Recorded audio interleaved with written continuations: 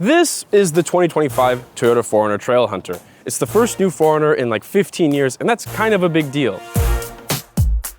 But it's a little bit like the recently updated Toyota Tacoma. And it's a lot like the recently updated Land Cruiser that Toyota brought back from the dead. But we know which one's best. It's this one. This is the 4Runner Trailhunter, but there are a lot of 4Runner trims for 2025. You have the SR5, which is the base model, the TRD Sport, the TRD Off-Road, the premium version of that. This is the Trailhunter, this is the TRD Pro, there's a Limited, there's a Platinum. Some might say there are too many trims. I say there's a 4Runner for everybody. Who's this one for? It's for people who like overlanding, going slow for long distances off-road, and then staying where they're at. So what do you get? Well, first thing you're gonna notice is the snorkel. That's good. You also get these Trailhunter specific wheels wrapped in Toyo Open Country all-terrain tires. They measure 33 inches and give the car better ground clearance. You also get Trailhunter specific upper control arms and Old Man Emu dampers. You'll also notice these LED fog lights, this LED light bar right here, and this goldish color for the Toyota badge. You also get these cool orange daytime running lights, and you'll notice a little Trailhunter badge in the headlight cluster there. That's cool. Finally behind the wheel of the 2025 4Runner, and I'm going to start with the engine because a lot has been said about this 2.4 liter 4-cylinder and the hybrid system. In fact, I would go as far as to say too much has been said about it. Yes, it's a small engine in a big body-on-frame SUV, but you get way more power and way more torque than you did with the old 4-liter V6. Frankly, it's fine, and that's the end of the story. It's more than adequate for 95% of driving scenarios, and the only time you get any of the rattly, gargly NVH that's associated with a small 4-cylinder like this is when you're at wide open throttle. And for what it's worth, that old V6 wasn't exactly a musical instrument. In fact, it was kind of a dog. But at least in this model, you get some fun snorkel noises, and they are constant. Whether you're at a little bit of throttle or wide open, you're always gonna get some of those silly blow-off valve sounds. Some people are gonna find it juvenile. I like it, but luckily for those people, there are plenty of models with the hybrid system that don't come with a snorkel, so you're gonna be just fine. When it comes to steering, well, it steers like a truck. It's really slow off center. There isn't that much feel, but it's light and it's easy enough to position the car in the lane because it isn't too big. I don't have that much of an issue with the steering. I just wish it was a little bit quicker and a touch tighter. The brakes themselves are fine. It's the pedal that I have a little bit of an issue with. It's not as linear as I would have liked, but as long as you're braking with a light foot and you're not going for full panic stops every single time, you should be fine. It must be said, however, there's a lot of brake dive. Ugh. One thing that I think is important to mention for this specific model, the Trailhunter, is the ride comfort on the road. One important caveat though, this is an off-road specific model and it's not full production intent yet. So until we drive other models that are maybe more of a happy medium on the road, we can't pass full final judgment. It's got specific Old Man Emu dampers, but it feels like the dampers are too stiff and the springs are too soft. So you get this wallowiness and this floatiness as you turn the car or brake or accelerate. Oh, feel that lean. Oh, wow. Oh, But when you go over small dips or ruts or bumps in the road, and I'm talking really small, every single shock gets transmitted into the cabin. It honestly feels too similar to the Tacoma, but that's a truck. It's sprung for a load in the back. The 4Runner is an SUV. It's sprung for people in the back. So I'm a little bit disappointed with the ride quality of the 4Runner on the whole. Oh, and by the way, if you're interested in stuff like this, be sure to like the video and subscribe to the Edmunds YouTube channel so we can keep doing cool stuff for you. And if you want to know more about the 4Runner and its competitors, head on over to edmunds.com.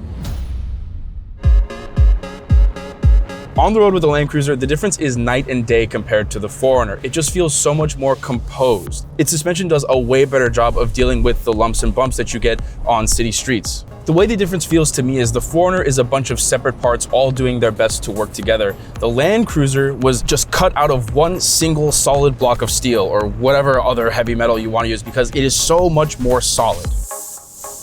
It's more composed, it's quieter, you get less of the vibration and harshness from the engine coming through because it feels like there's more sound deadening. That's why this car is worth $70,000 and the 4Runner admittedly starts at 40 and has to be tarted up to get to 70. This thing was built from the ground up to be expensive and premium, and it feels it. The powertrain in the Land Cruiser is the same as it is in the 4Runner. You get the same 4-cylinder, you get the same hybrid system, you get the same power and torque number, and they deliver power almost identically. The case is the same in the 4Runner as it is here. There's a little bit of lag when you put your foot all the way down, and it's a little bit gargly when you're at wide open throttle, but beyond that, it's perfectly acceptable, and I don't think that it's much of a fuss at all. And I gotta say, I really prefer the steering feel in the Land Cruiser. For one, it's tighter off center, so smaller inputs lead to bigger movements, and it makes it easier to place in the lane. Another thing is the ratio's a little bit faster, so there's fewer turns lock to lock. Think about it when you're parking, right? If you're trying to get into a tight space, this is going to be easier to place in the spot. Even when it comes to little things like braking and brake feel, there's just a little bit more engineering polish in the Land Cruiser than there is in the 4Runner. It just feels more finished, more linear, more direct, and I like the brake pedal in this more than I do in the 4Runner. And also you'll notice there's a lot less nosedive in this thing when you're braking hard. When you're thinking about buying cars like this or the 4Runner, specifically the Trail Hunter, you have to ask yourself, where is most of my driving going to be? Is it going to be on-road? Is it going to be off-road? If you live out in the desert and you're always on dirt roads, sure, the Trail Hunter makes perfect sense. But if you're somebody who lives in an urban area and occasionally goes off-road, the Land Cruiser is going to suit you far better on the day-to-day. After back-to-backing the 4Runner and the Land Cruiser on the same roads in very close succession, I gotta say I really prefer being in the Land Cruiser. You don't get the pitch and dive and roll and wallowiness that you get in the 4Runner. Frankly, it was so bad that it was making me sick, but as soon as I hopped in this, all of my dizziness went away. I feel way better. The Land Cruiser also features way nicer plastics on the inside, and when you're going over those lumps and bumps, they creak less, they feel more high quality, and that's part of the reason that this thing is so much more special. Another thing that maybe doesn't matter to everybody, but it certainly matters to me, is the sound system. In this, the JBL sound system sounds way better. Maybe there's more sound deadening, maybe there's less reverb off of the plastics because they're of a higher quality in here, but the sound system is far better. And if I were to use this car every single day, I'm definitely gonna play my music. So yeah, I would take the Land Cruiser.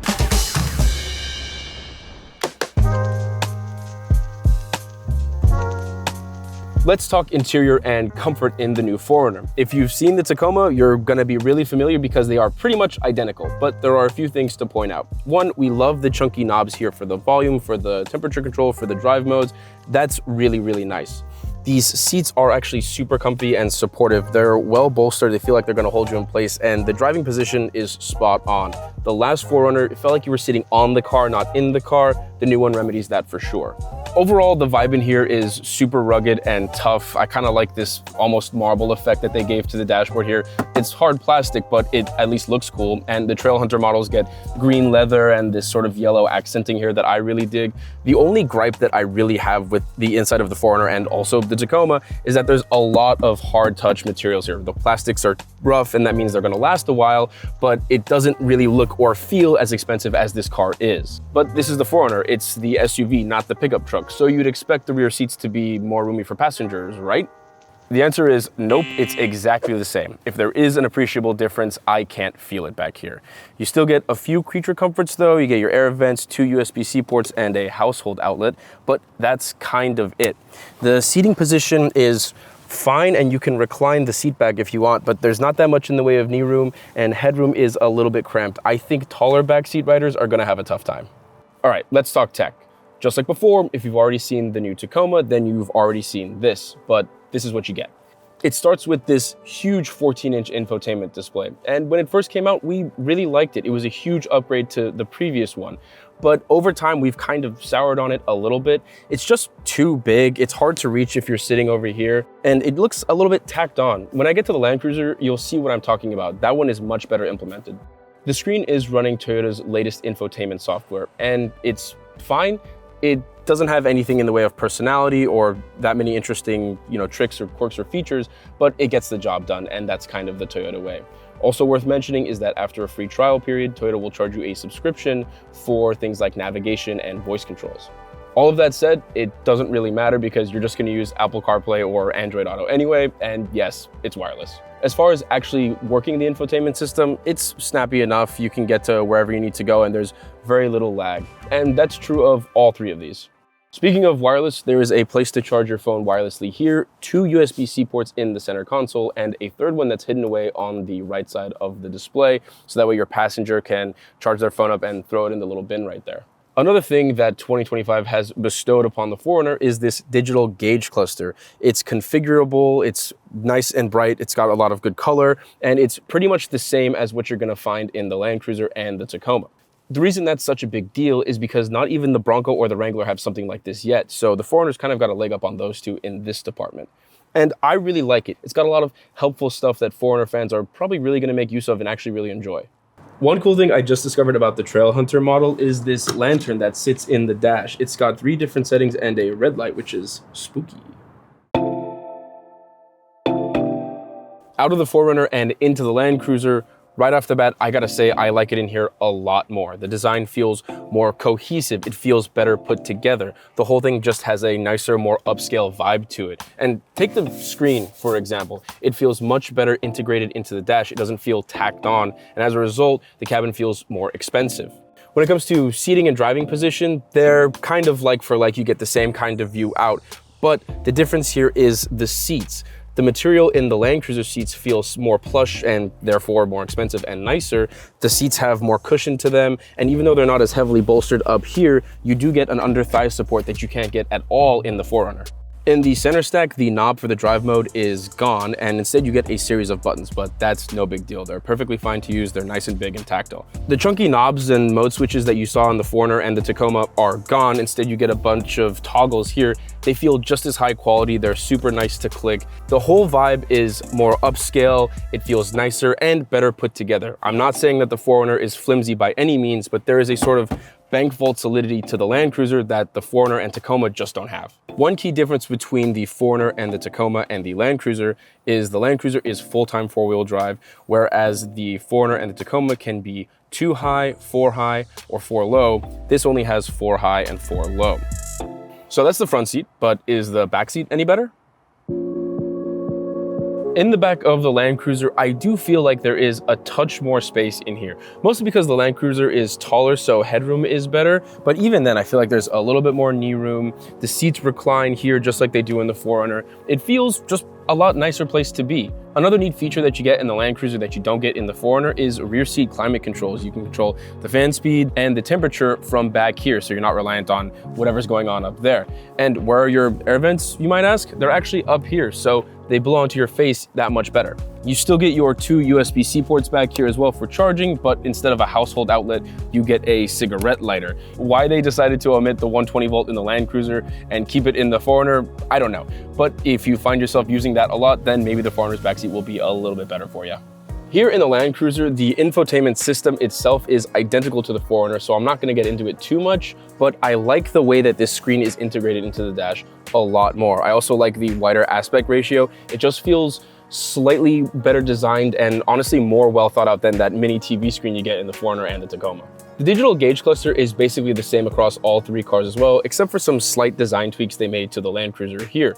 You get the same level of customization, you get the same info pages, you get basically everything the same. The only major difference that you're going to see while you're driving is the steering wheel. It feels about the same size, but it's got a different control structure. It's still just as easy to use. The buttons are clicky and nice to touch. You also have wireless Android Auto and Apple CarPlay. The Land Cruiser also gets 3 USB ports up front and a wireless charger here. The only difference is there's no shelf in this area where you can put your phone, and all 3 USBs are down here as opposed to on the side like it is on the Tacoma and the 4Runner. So basically everything that you can get in the 4Runner and the Tacoma comes in the Land Cruiser. The only difference is there are no auxiliary power switches for powering an accessory like a light bar or something of that sort. You get those in the 4Runner and you can get them in the Tacoma, but they don't come on the Land Cruiser. When it comes to overall size, these two are pretty well matched. They sit on the exact same wheelbase, and the 4Runner is just 1 inch longer. It also has slightly better approach and departure angles and more ground clearance because it's in this super tough Trail Hunter trim. That said, I just like the way the Land Cruiser looks better. It's more cohesive, more classic, and as a thing to be seen in, it's the one I would pick. Now I know what you're thinking. What about underfloor storage? Well, the 4Runner has this much, which is pretty negligible, and in the Land Cruiser, it's even worse. There's almost no room here. I mean, there's enough room for maybe a 2-liter bottle of Coke, and that's it. If you want cargo space, the Land Cruiser has just a touch more than the 4Runner Hybrid does. However, if you go for the non-hybrid 4Runner, which is just the 2.4-liter turbo 4-cylinder, then you get more cargo space than you would in the Land Cruiser. one key advantage that the 4Runner has over the Land Cruiser is the optional third row. However, you cannot get the hybrid powertrain and the third row at the same time. It's also worth noting that if you need to have all 3 rows up, say you have more than 5 passengers, behind the third row you only get 12.1 cubic feet of cargo space, and that's basically nothing. However, if you want the most cargo space, you should probably check out a pickup truck. When it comes to value, the 4Runner and the Tacoma have the Land Cruiser absolutely beat, but that's exclusively because of how many trims there are. They have way lower starting prices, but with those lower prices come fewer features, less power, and a way less nice interior. But what do we think of the 4Runner? Well, overall, it's exactly what you'd expect it to be. It's a Tacoma with a full cab. They drive very similarly, they feel the same on the inside, they have the same powertrains and specs. It just depends on whether you want a bed or an enclosed cab. But when you're gonna spend almost $70,000, the Land Cruiser is the obvious choice. It has a way nicer interior, it's nicer to drive, it feels like a bank vault on the road. There's something about this car that just works for me. Which one would I take? It's obvious. I mean, just look at it. That doesn't necessarily mean I think the 4Runner is bad, I just think it has a difficult time competing with its sibling when the price is so high. Whew, that was fun. Stay tuned for more 4Runner, Tacoma, and Land Cruiser stuff, and be sure to subscribe to the Edmunds YouTube channel. We'll see you in the next one.